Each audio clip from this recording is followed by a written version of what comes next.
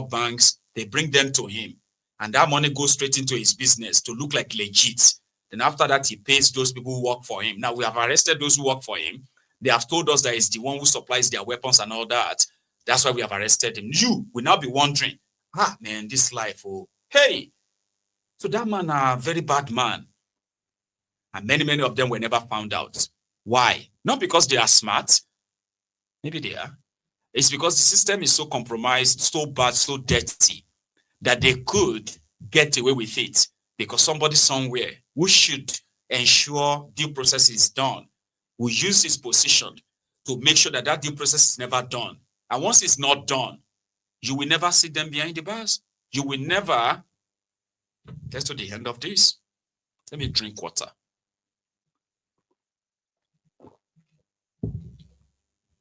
I told you that it's going to be about talk. Because that's what makes it interesting.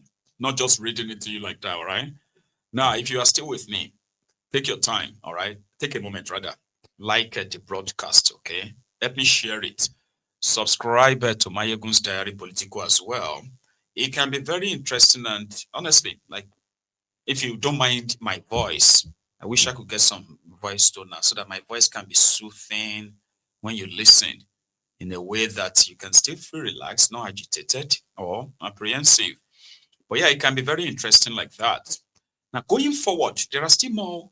I just did all of that as a means of like explaining how some of these things work. And there are those who are trained with sharp eagle eyes to see all these things. But they can never do their job if those above them will continue to put a ceiling over them. You get what I mean? Now, like I said, there is more. They have Nuruddin Ganiyu. Okay. Now, Nuruddin Ganiyu, Nura Gani Aliyu, rather. So they call him. Is also known as Alaji Nura. He was born on the 31st of December 1967. Nuruddin Ganiyu Aliyu operates as a businessman and a BDC operator in Sokoto. He has 218 bank accounts across 10 banks, facilitated, by the way, large transfers to leaf tobacco and commodities. Now, you hear that name. It is featured again on leaf tobacco and commodities.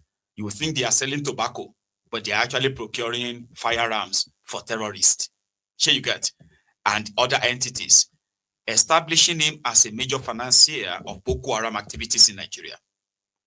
You have another one called Ladan Ibrahim. He was born on the 7th of March, 1968. Ladan Ibrahim is a public servant. This one is a public servant too. And the chairman of the Sokoto Pilgrims Welfare Agency. Are you with me? The chairman of Sokoto Pilgrims Welfare Agency. Those on where they send them to Mecca. You get? Now, he has 47 bank accounts across 5 banks, transferred significant sums to Alaji Nura Ganiyu Aliyu, and affiliated entities, linking public funds to terrorist financing channels. The last one, at this point, not the last one, because there's still more. These ones are the local ones in Nigeria. So you have Sadiq Garba Abubakar. Now, Sadiq Garba Abubakar, they said that one again, what linked him to it is that it's got multiple transactions with the convicted and escaped terrorists as well. Did they feel me? So they said the international suspect. You want me to say them? You want me to list them? Do you want me to list them? Because it is easier for those who are pretty much seated and watching than those who might just go online and just read it like that, right? But for the record, let's mention few of their international collaborators and where they are. Here is one. His name is Tribat Rujugiro Ayabatwa. Let me take that again. Tribat Rujugiro Ayabatwa. He was born on the 1st of March, 1940 in Rwanda. Ayabatwa died last year, by the way, in April last year. So he was a businessman and a tobacco dealer with residencies in Nigeria and South Africa. Let me take it a bit further. Remember that tobacco company, tobacco and industries, Leaf Tobacco. Okay. So he said he had 70 bank accounts across 13 banks in Nigeria, which shows inflows of 67 billion naira and outflows of 34 billion naira. He received funds from Alhaji Nura Gani and facilitated offshore transfers to South Africa linked to the convicts' financial networks. Kingsley, thank you. That's actually really, very kind of you. So Kingsley got me my first coffee. Let me put it out. Sorry, one sec. Right. Are you with me? Right. That one is a Rwandan, no? Not even Nigerian. But he's used his own international this and that to help them transfer money. And he operated over, like 70 bank accounts that were linked to all of this. Right? And 67 billion naira to one person for Boko Haram deals alone. No. Anyway, there's another one. Paul Unkwaya, who is also a Rwandan businessman born on the 7th of August, 1967. Is the son of the late Ayabatwa. Now father and son, they operate now, right? So Paul Unkwaya is a son to Tribat Rujugiro Ayabatwa, who is dead. So they said they co-owned Leaf Tobacco and Commodities. The one that got mentioned severally, both in Nigeria investigation and UAE court judgment. So Paul Unkwaya, a Rwandan, who is the co-owner of Leaf Tobacco and Commodities with his father, they said he shared the same 70 BVN linked bank accounts and was involved in receiving and transferring funds connected to convicts and terrorist financing operations. There is another one. Abubakar Hima. Now, he was born on the 18th of March, 1973 in Niger. Hima, also known as Petit, was identified by the investigating Nigerian authorities as an arms dealer operating in Abuja. Yeah, an arms dealer operating in Abuja, who was from Niger. So they said he has 35 bank accounts across 2 Nigerian banks, facilitated transfers exceeding $1.19 million from the UAE to convicts associates. He is under investigation for criminal conspiracy, money laundering, and fraud involving hundreds of millions in multiple currencies. He is an international criminal who has been linked. So they said the financial trails cross-border transactions and repeated mentions in UAE court judgments indicate a coordinated effort to fund and support terrorist operations, warranting further monitoring and their prosecution. This was for the last guy, right?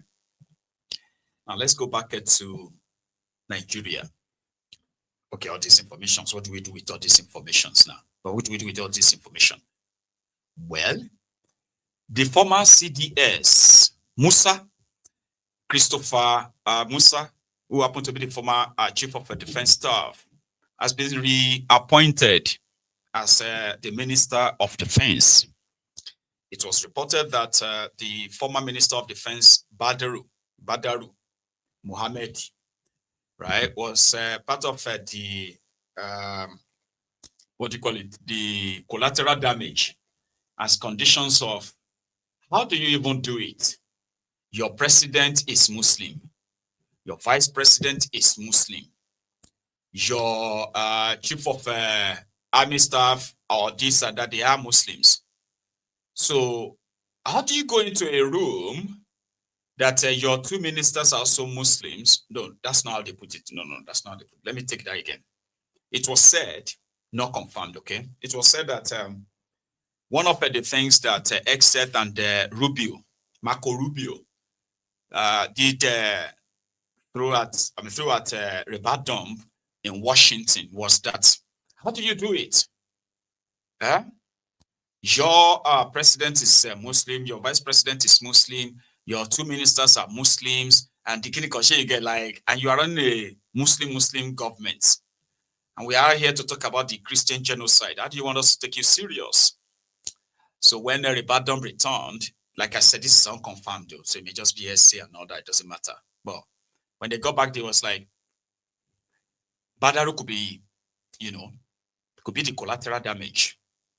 And therefore, they appointed the former CDS, who in itself was said to have been prematurely retired. Others have said that right now he is in a better position to actually go after the terrorists and do it very well because he can have access to all the normal information. I believe he never had access to them. And also right now, he will be able to actually put together his own team, blah, blah, blah, blah, within the army. People are trying to, and he himself, Musa, said during his own verification and confirmation, he said on social media, a lot of you shared his appointment as minister, which means you have a lot of expectations of him, and he planned not to disappoint you. So yeah, after hearing all of this, what is next? Well, it should be for the person that is currently being the star boy. I'll tell you something about that though, right? It's the star boy that if Nubu and his gang want to use as to publish, to polish their dented, destroyed international image. Are you with me?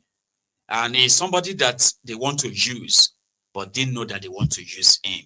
He's currently promising us a lot. Like those of you online, scrutinizing everything they are doing, right? Here. Them to go down. But on expectations, so I can tell you, I'm also feeling the heat because when I see the expectations, when my name was mentioned, I know that I cannot afford to fail myself, fail my nation, fail my family. Whatever that we need to do, we will put in the very best, and we know God on our side, we're going to succeed. So it's important, sir, that we must continue to work together. And I assure Nigerians, I really appreciate the responses to the Senate, National Assembly as a whole, the entire Nigerians. I went to social media, I was shocked when I saw the response. And it shows that people are really committed in showing that Nigeria is peaceful. So when people go around saying Nigerians, we don't love ourselves, I say, no, they don't really know who Nigerians are. And it also brings me to the issue that we have on the issue of whether genocide or no genocide. We're all victims. Everybody is being killed. Musa, Mr. Musa, you are surprised that Nigerians they all welcome you. They are so happy with your appointment. You will be surprised. Okay, Otoma was surprised very soon when Nigerians will begin to call for your head. Some people are saying that from the moment he takes office, those who want to derail him, those who are going to ensure that they sabotage him as well, and soon it will start sounding like the rest of them. Not like the way he's currently being enthusiastic and all of that, right? Not anymore. So they said those who want to do all of that to him, the same day he resumed, they have started the activation of his own destruction. But for now, it's great. He's a Christian retired soldier from Southern Kaduna, and he's got the experience. People love him, which means, yeah, he's a good one now that you can't say Muslims are killing, terrorists are killing Christians only. Sure, you get, they want to use him as the face. And it's not in my own place to possibly protect him. The only person to protect him is the person who appointed him, Tinubu. So if there are wolves who are going to ensure that he failed, that won't be because of me or you. That won't be because you don't know how to pray. It won't be because you never really believe. No, forget it. Don't let anybody gaslight you. The only person that can make him succeed is Tinubu. You understand? Right. He took office yesterday, again, with all the paparazzi, you know what I mean? I'll show you. Watch this. Musa. General Musa has of called defense studies in China. General Musa has gone through combined land component of Commanders and Headquarters is 1 Division, Commanding Officer 73 Battalion, Assistant Director Operational Department. He was also the infantry representative on the training team. On this note, I will ask the Minister of Defense designate to please step forward to take this call.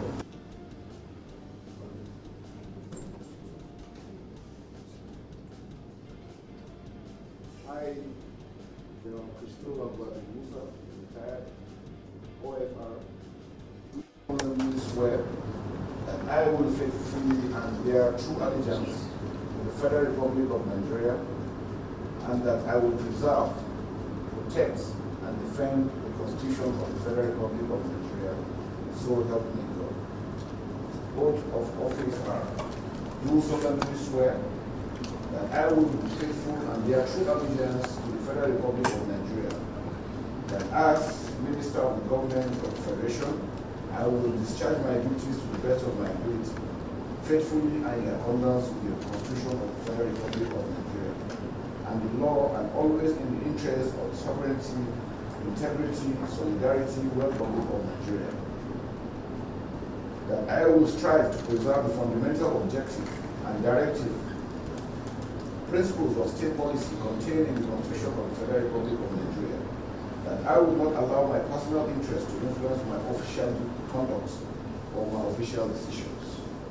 That I will, to the best of my ability, preserve, protect, and defend the Constitution of the Federal Republic of Nigeria.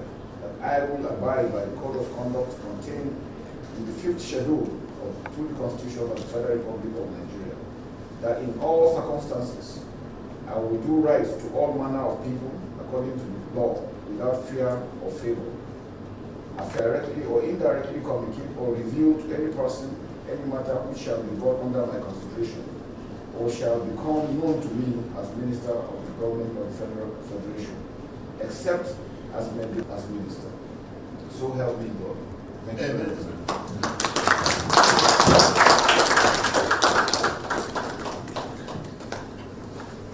Congratulations. Congratulations.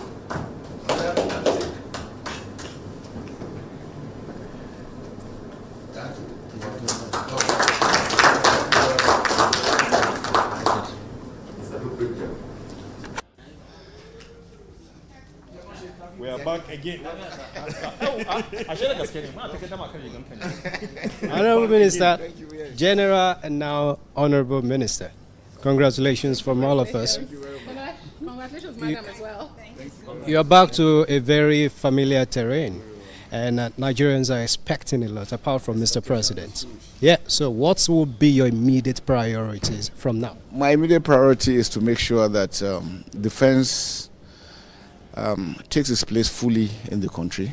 The synergy between the armed forces, and other security agencies, and all Nigerians being carried along, as we have always said, that security is everybody's responsibility. It is that synergy that we need to build on and work on it, and that's what we're going through. And I can assure you, within the shortest possible time, Nigerians will see results. I want to use this medium to appreciate all Nigerians. Nigerians have shown me love, and I will guarantee them that I am going to work whatever it takes to ensure that Nigeria is secured, working together. Congratulations. Thank you very much. New charge from the president you just met with? Yes, I just met Mr. President, and he reiterated his mind on the aspect that we must make sure that Nigeria is secured. Nigerians should go back and sleep with their eyes closed, go back to their farms, schools open without being molested, everyone being carried together to make sure that Nigeria continues to grow in line with the renewed program of the Mr. President. We do not have time. We are going to continue to hit the ground running. We must respect the human rights of Nigerians. Our loyalty is to Nigeria and the Nigerian people. Shedding of innocent blood is over. Our children should be able to go back to school. Our farmers should be able to go back to their farms. We must address these issues on ground. And with the support and prayers we're getting from all Nigerians, we cannot fail. But I want to assure the minister that collectively we're going to support this cause and make Nigerians believe more in us. And I believe going forward, Nigeria will be better. We stand ready to work diligently under your guidance, upholding the highest standard of professionalism, integrity, discipline, and accountability. General Musa pledges an inclusive leadership approach anchored